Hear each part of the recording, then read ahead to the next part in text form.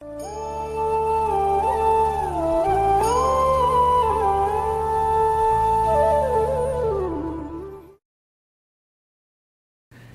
do we focus our minds? This focus of the mind is actually very important for success in the world and in spiritual life also. Swami Vivekananda said, the difference between an ordinary person and a great person lies in the degree of concentration. And he himself had extraordinary powers of concentration. So focus of the mind is necessary for anything and everything in life.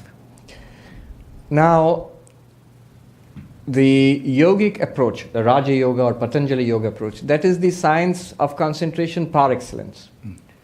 In fact, in modern positive psychology, they have studied this focus of mind and concentration. One psychologist said that the quality of your life depends on how much you can concentrate and what you concentrate on. Not just how much you can concentrate, what you concentrate on. Actually, this lady who wrote the book Rapt, R-A-P-T, Rapt, she's talking about a cancer patient who suffered a lot and decided that she would not keep her mind on suffering anymore because it's inevitable that suffering is going to come. Rather, she's going to devote her mind to her art or writing, I think. And as she learned to do that, she found the quality of her life became better. In fact, subjectively, she was happier than before cancer. So she says that what you think about. So am I thinking about my writing and art, or am I thinking about the pain and the cancer and the co-payments and so on? What am I thinking of? Where do I put my mind? And how much of the mind I can put on that? Milton said in Paradise Lost, the mind in its own place can make a heaven of hell and a hell of heaven. So it has been studied. A classic book in this regard is Mihai Csikszentmihalyi's Flow. You're aware of that book? Yeah. So he has studied this phenomenon of attention and its link with the quality of life. And in fact, he mentions Patanjali Yoga there. He says, the best methodology that I have seen for attainment of flow is in this ancient technique of Patanjali Yoga. Yeah. Am I audible to everybody? Yes. So that's one method by Patanjali Yoga. That's the method of concentration, where you train your mind to think of one thing and keep on excluding everything else, bringing your mind back to that thing again and again. And there's a whole science in it. In fact, Mihai Csikszentmihalyi, there he points it out, that it's basically a function of two things. One is the challenge posed by the environment, and other is your skill. He gives an example. Suppose you're playing tennis. When you begin to play tennis, it's a great thing just to return a serve.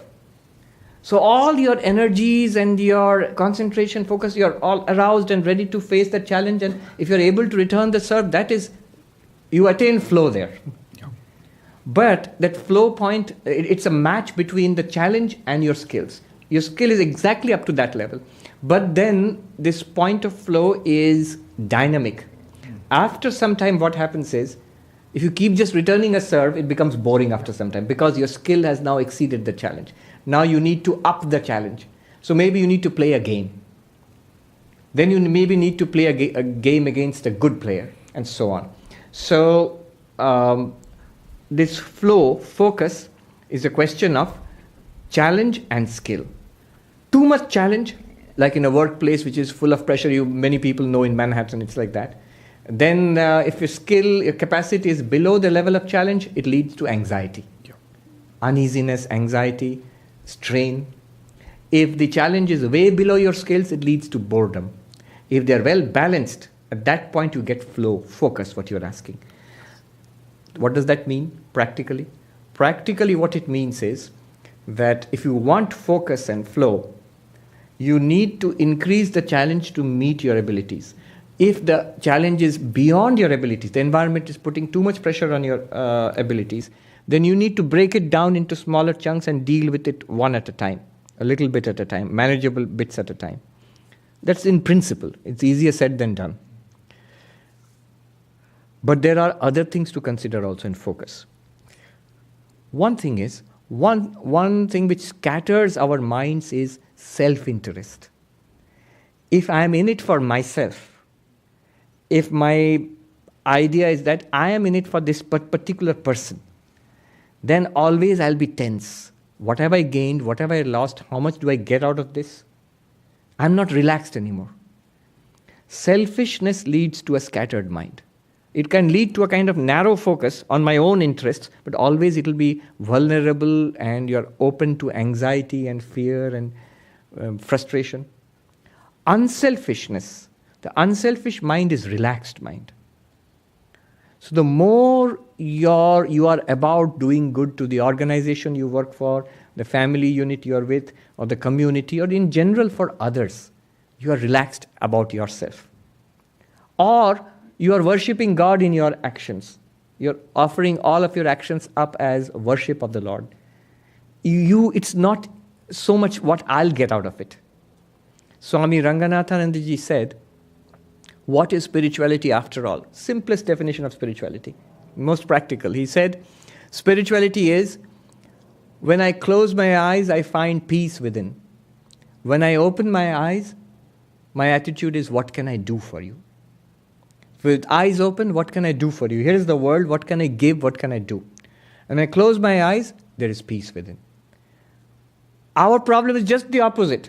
That Swami, when I close my eyes, all sorts of disturbance within. All sorts of thoughts, restlessness within. And when I open my eyes, not what I can do for you, what can I get from you? So this is just the opposite of spirituality. This is worldliness. So unselfishness, to the extent that we can be unselfish, to that extent mind will be relaxed and better focused.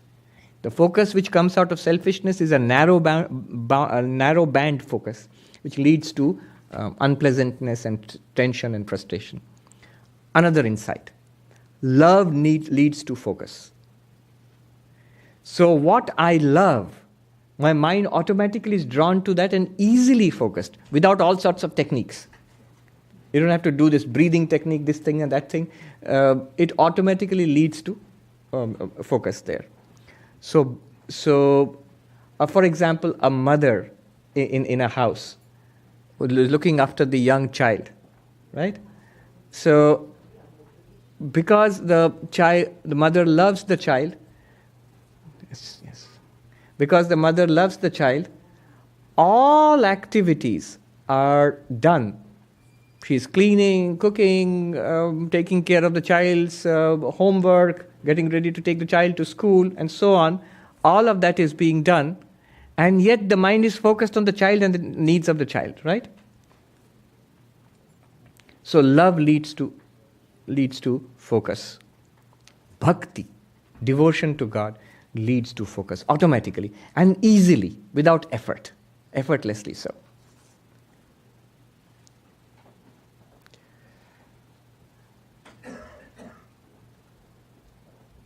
And one more thing, this is what we discussed today, no mind.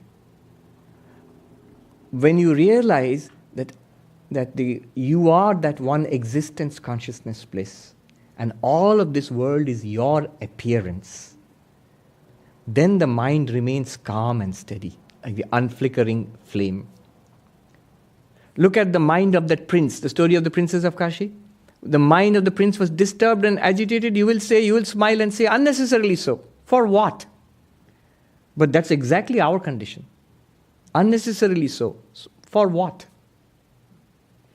One Swami put it very funnily. He said, before we come to Advaita, our reaction to the world is, what? And after we get Advaita, our reaction is, so what? So that calmness, that relaxed, focused attitude, steady attitude comes from that. That is no mind. No mind is not thinking, not shutting down the mind. That is no mind. So these are some of the ways. If you have those who are discerning, you would have seen I basically talked about karma yoga, bhakti yoga, raja yoga, and jnana yoga. Yeah, these are the ways. Thank you. Om Shanti Shanti Shanti Hari Om Tat Sat Shri Ram Krishna Arpanamastu.